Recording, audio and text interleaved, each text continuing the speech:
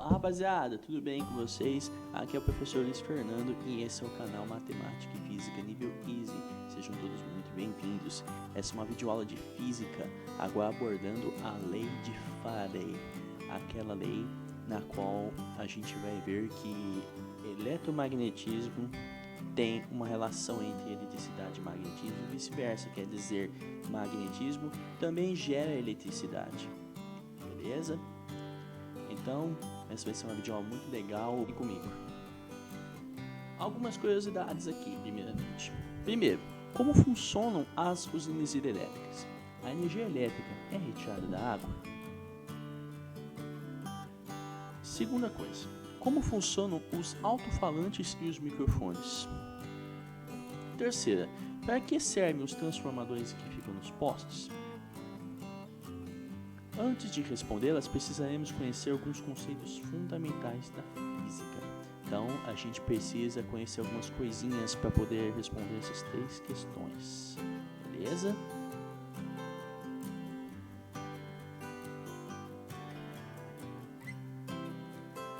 Primeiro, fluxo magnético. O fluxo magnético é a medida da quantidade de linhas de indução magnética que atravessam uma superfície em função do tempo.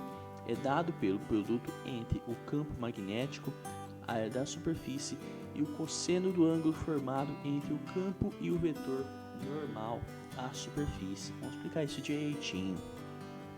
Então, nós temos aqui o fluxo magnético, que é dado por essa letra grega φ maiúsculo, é B vezes A vezes cosseno de θ. Vamos entender o que é cada coisinha. Fluxo é a quantidade de linhas de indução magnética que atravessam uma certa superfície, essa superfície aqui, por exemplo. Esse vetorzinho aqui que está em meio vermelho aqui, é o vetor normal superfície, é o vetor que forma o ângulo de 90 graus com qualquer reta que esteja contida nesse plano, beleza? Esse vetor aqui é o vetor campo magnético, o vetor B, esse ângulo é o θ, né? E aqui nós temos um plano cuja área da superfície é dada pela letra A. E aqui são as linhas de campo magnético que atravessam, tranquilo, né? Então, é isso. Outra coisinha a se tomar conhecimento são as propriedades do fluxo magnético. A gente pode variar o fluxo magnético de várias maneiras. Primeira coisa, variando a intensidade B do campo de indução magnética. Segundo, variando a área de sua superfície. Veja que o fluxo depende do campo magnético, da intensidade do campo magnético, depende da área. Então, se eu variar a área da superfície, vou variar o fluxo magnético. E se eu girar a superfície, fazendo variar o ângulo θ entre o vetor normal superfície e o vetor campo magnético. Beleza? Observação: a unidade de medida do fluxo magnético no sistema internacional, SI, é o Weber, WB aqui, onde 1 Weber significa 1 Tesla por metro quadrado. Conclusão que 1 Tesla é igual a 1 Weber por metro quadrado. Beleza? É só fazer análise dimensional. Você tem ali o campo magnético em Tesla, você tem a área em metro quadrado, multiplicando, né, Tesla metro quadrado, né, como eu tinha falado aqui, 1 Tesla vezes metro quadrado, Tesla metro quadrado. Eu às vezes faço essa confusão, mas enfim. Próximo passo. Fluxo magnético para o caso particular θ igual a 90 graus. Nesse caso, se nós tivermos o campo magnético perpendicular ao vetor normal da superfície, quer dizer, se você tiver um campo magnético aqui paralelo, o vetor paralelo à superfície,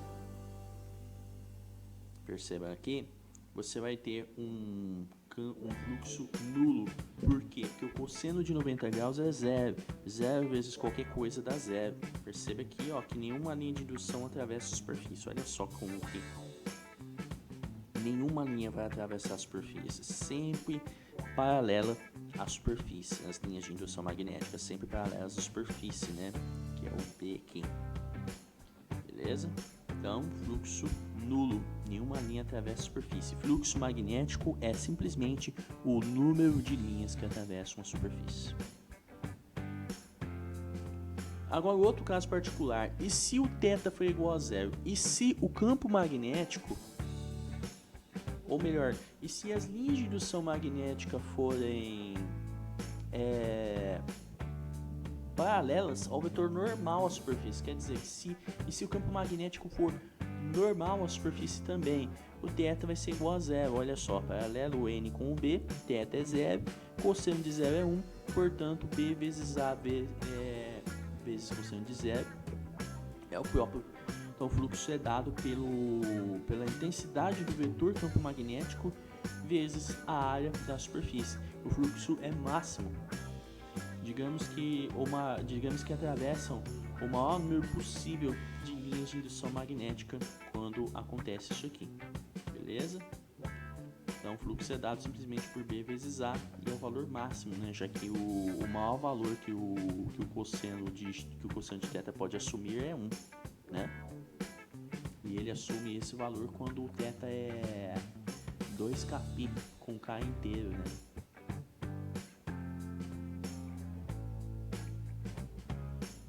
Agora vamos falar de Michael Faraday, que nasceu em 1791 e morreu em 1867.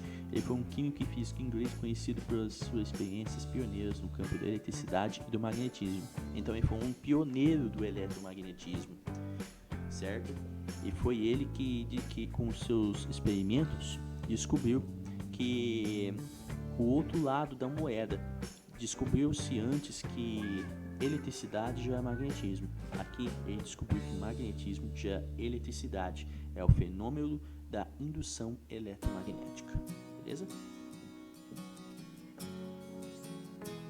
Agora, uma breve história.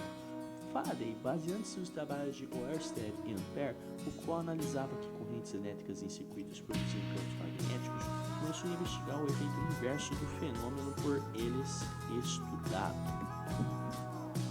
Beleza? É o que eu falei aqui. Os trabalhos de Oersted e Ampère provavam que correntes elétricas produziam campos magnéticos. E o Faraday começou a investigar se acontecia o contrário. Estou aí, tá? Isso aqui é voltando.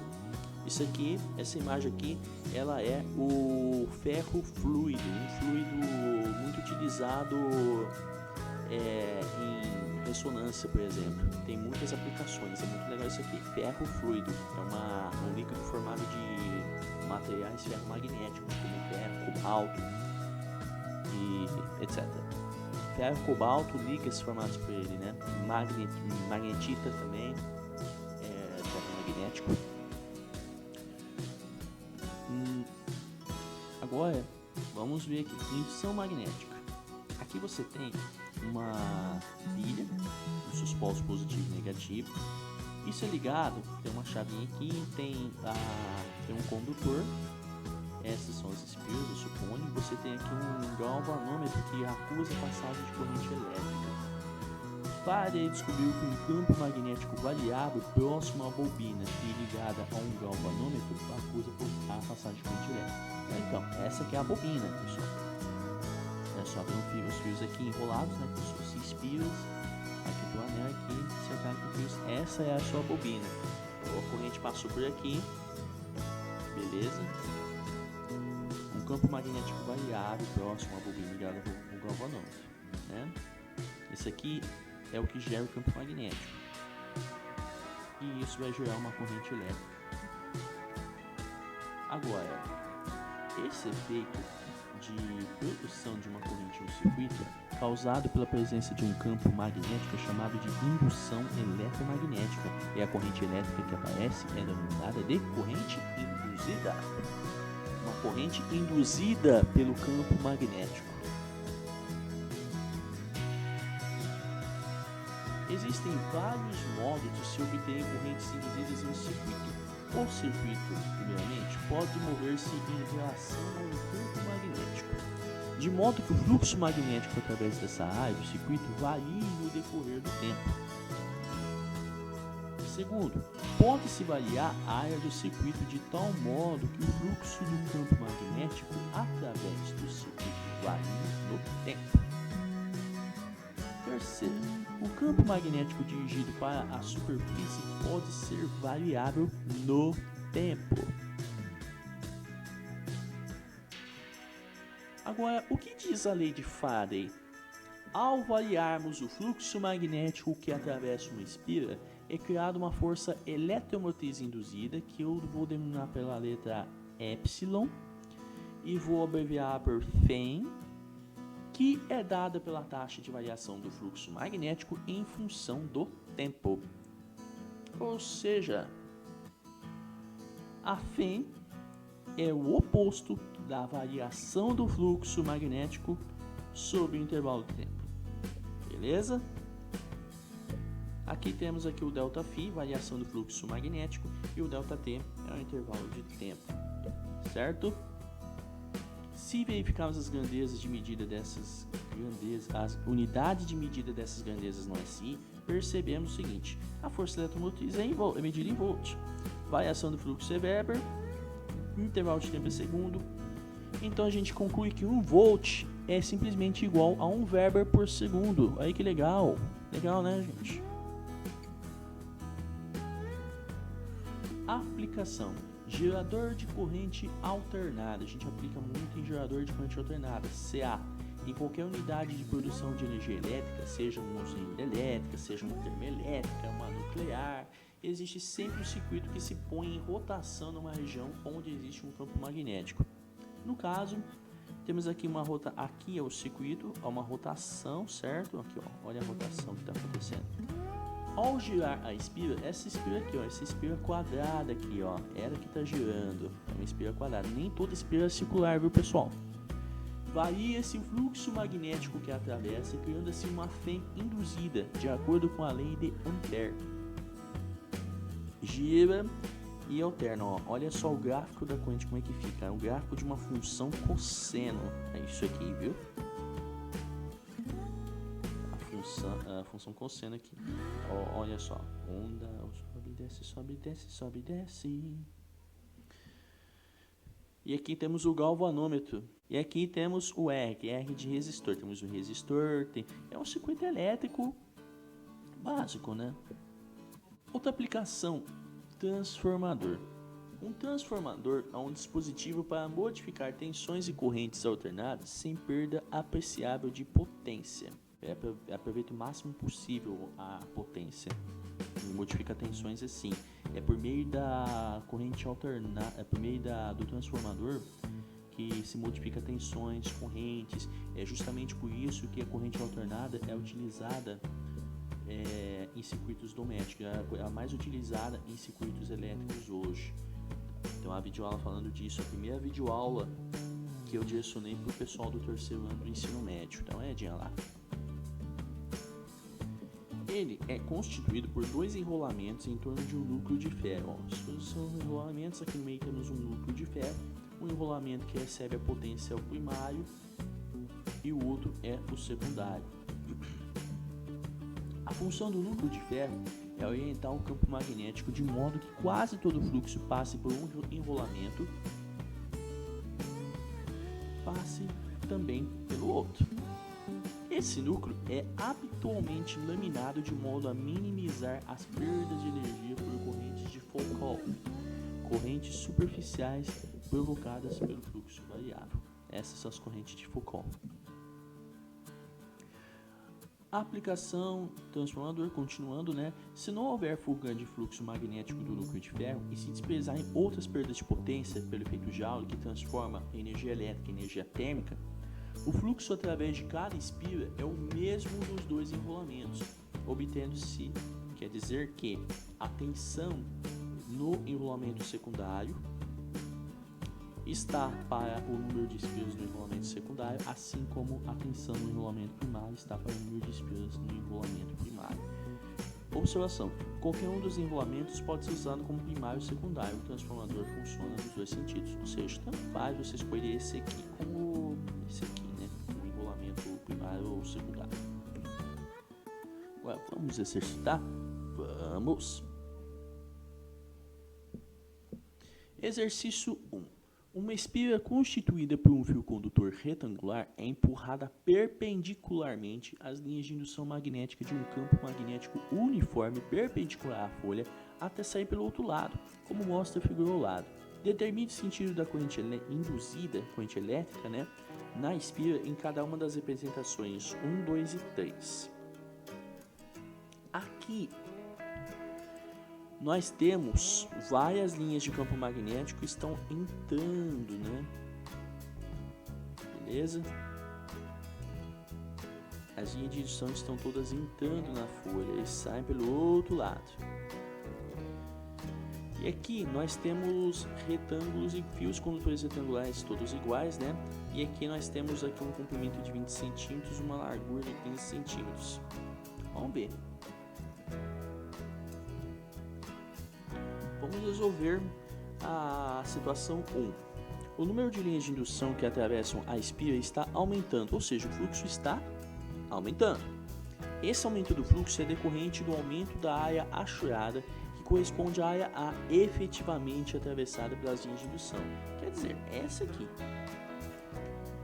Para manter o fluxo constante, surge uma corrente induzida, ocasionando o fluxo no sentido contrário ao daquele que está aumentando. Assim, o campo induzido B0 tem que ter sentido contrário ao de B, ou seja, deve estar saindo do plano da folha, Beleza? Pela regra da mão direita, verificamos que o sentido da corrente induzida I0 é o anti-horário, quer dizer, a corrente induzida tem um sentido contrário ao da corrente, quando o que é induzido tem o contrário daquilo que está induzindo. Só para manter aqui o fluxo constante. Então, temos aqui um campo magnético que está saindo da folha, enquanto esses x's indicam que as linhas estão entrando aqui no plano. Pela regra da mão direita, verificamos, então se a corrente induzida, se o campo induzido, ele está saindo, então ele está saindo, ele está vindo para cá, para a minha direção, então o sentido da corrente pelo polegar é o sentido anti-horário, anti-horário. Beleza? Tá dando pra ver aí, Eu tô fazendo a regra da mão direita. Resolução. Nesta situação, o número de linhas de indução que atravessam a espira permanece constante, ou seja, o fluxo é constante e desse modo não há corrente elétrica induzida na espira. Olha aqui, número constante de linhas de indução, sempre constante, aqui não muda nada. Então, a corrente induzida, a corrente elétrica induzida é igual a zero. Fluxo constante, não há variação de fluxo. Se não há variação de fluxo, não há força eletromotriz. Se não há força eletromotriz, se não há fém, a corrente induzida é nula. Na situação 3, o número de linhas de indução que atravessa a espira está diminuindo, ou seja, o fluxo está diminuindo. Essa diminuição do fluxo é dependente da diminuição da área achurada, que corresponde à área A, essa daqui, efetivamente atravessada pelas linhas de indução. Tem aqui um vazio agora, está diminuindo, tá descendo aqui, a espira vai descendo, pelas linhas e está diminuindo. Chegou na situação 2 e agora está na situação 3 diminuindo. Assim, o campo induzido B0 tem que ter o mesmo sentido de B, ou seja, deve estar entrando no plano da folha. Pela regra da mão direita, verificamos que o sentido da corrente induzida I0 é o horário. Regra da mão direita, está entrando na folha, horário.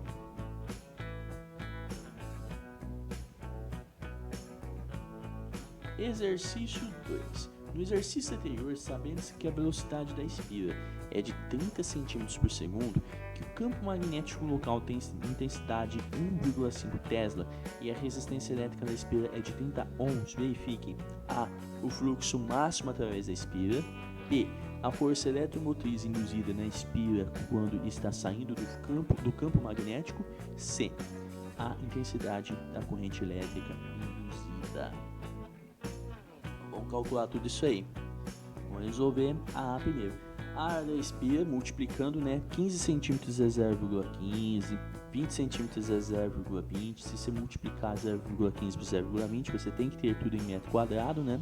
Então, as dimensões têm que estar em metros. Isso aqui é igual a 0,03 metros quadrados.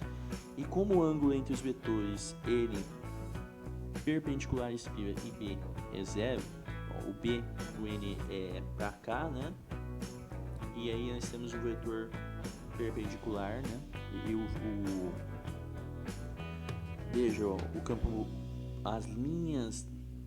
Então, como o vetor perpendicular ele aponta para cá ou aponta aí para a tela para vocês, e as linhas de indução têm o mesmo sentido, estão juntando essas linhas todas. Então, o θ é 0, então nós vamos ter aqui um fluxo máximo.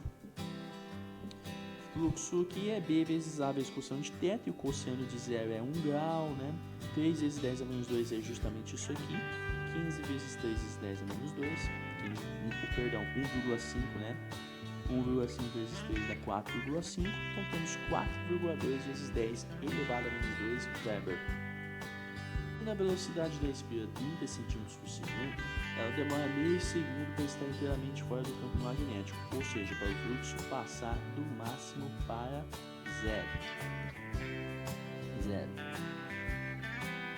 Então a variação de fluxo é o fluxo final menos o fluxo inicial, e a gente sabe que o fluxo inicial é 4,5 vezes 10 a menos 2, 0 menos isso é menos 4,5. Agora, pela lei de Faraday, a gente aplica, né, a formulinha, menos a variação de fluxo sobre o intervalo de tempo, que é 0,5. Então, 4,5 vezes 10 a menos 2, menos com menos mais, dividir por 5. Dividir por 0,5 é multiplicar por 2. Então, a FEM é igual a 9 vezes 10 a menos 2 volts, ou seja, 0,09 volt. Pela lei de Ohm, a gente tem o seguinte: a lei de Ohm diz que U é igual a RI, né? A tensão. Só que essa tensão é a FEM induzida. Só que essa tensão é a FEM, né? Então, se eu passar dividindo o R, né? Dividir pelo R dos dois lados, o R é 30, a gente sabe disso, a resistência é 30 ohms. Então, 9 vezes 10 a menos 2 dividido por 30, que 30 é 3 vezes 10, menos 2 menos 1 dá menos 3, 9 por 3 dá 3, então a corrente é 3 vezes 10 a menos 3 ampere, ou simplesmente 3.000 amperes. Beleza? Beleza. Exercício 3. Qual a DDP entre as pontas das asas de um avião metálico voando horizontalmente com velocidade escalar constante de intensidade 900 km por hora sobre uma região de campo magnético uniforme vertical de intensidade B igual a 2 vezes 10 elevado a menos 5 Tesla? Sabe-se que a distância entre as pontas das asas é 20 metros. Então, vamos lá. Vamos resolver isso aqui. A DDP entre as pontas das asas corresponde à força eletromotriz induzida e a FEM induzida, ou FEM pode ser, né? Então, a FEM é igual ao campo magnético vezes o comprimento vezes a velocidade. A velocidade, então, é 900 km por hora. Se eu dividir por 3,6, que é o que eu preciso fazer, a velocidade é 250 metros por segundo. Então, vamos aplicar, né? B 2 vezes 10 a menos 5, vezes 20, vezes 250, né? Então, 25 vezes 2, 50, com esses dois zeros dá 5.000, vezes 2, 10.000. 10.000 é 10 elevado a 4, vezes 10 a menos 5, menos 4 mais 5 dá menos 1. Então, a força eletromotriz, a FEM induzida, é 1 vezes 10 elevado a menos 1 volt, ou 0,1 volt. Beleza, né? Exercício 4. A potência nominal máxima de um transformador é de 1.500 watts. Sabendo-se que a tensão originada no secundário é de 50 volts e que o número de espiras no primário e no secundário é de 400 e 100 respectivamente, determine a. a intensidade da corrente elétrica induzida no secundário quando o transformador está funcionando em condições de potência máxima. B, a tensão no primário. E C, a intensidade da corrente elétrica no primário. Vamos lá. Resolução. Sendo, olha só, esse aqui é o famoso PIO, né, ou PUI. A potência do secundário é igual à tensão do secundário vezes a corrente no secundário. Então, a gente sabe que a potência é de, deixa eu ver, a potência máxima é de 1500 watts, a tensão do secundário é 50, então a corrente do secundário passa, divide os dois lados por 50, 30 amperes. Agora, como a gente tem aquela proporção, né, a tensão no primário sobre a tensão no secundário é igual ao número de espiras no primário sobre o número de espiras no secundário, só substituir, temos 400 espiras no primário e 100 espiras no secundário. E a gente tem uma tensão no secundário de 50 volts. Só multiplicar em cruz, não tem nenhum segredo, né? Ou você pode fazer assim, corta esses dois zeros, 1 vezes 1 dá o próprio 1, 450, 450, que só sobrou 4 aqui, né? Dá 200 volts, pronto. E o C? As potências no primário e no secundário são iguais, logo P1 igual a P2. As potências são iguais, a gente sabe disso, né? Portanto, a potência no primário, vamos aplicar o PUI de novo, né? O PUI ou PIO, né? Potência no primário igual a tensão no primário vezes a corrente no primário. Então, a potência no primário é 1500 também. A tensão no primário a gente descobriu que é 200. Multiplica os dois lados, divide os dois lados por 200, dá 7,5 amperes. Então a corrente no primário é 7,5 amperes. Então, pessoal, muito obrigado pela atenção até aqui. Se vocês gostaram, se vocês aprenderam, se vocês curtiram, se inscreva, deixe joinha, beleza? Ajuda bastante o canal, galera. Tô precisando muito de inscrições. Tem muita gente que tá colando por aqui e não tá se inscrevendo, gente. Não custa nada, beleza? Não vai doer nada. Enfim, até a próxima videoaula, pessoal. Às 8h30 da manhã, segunda-feira, de matemática, como sempre, como de costume, com o professor Luiz Fernando. Tranquilo, galera?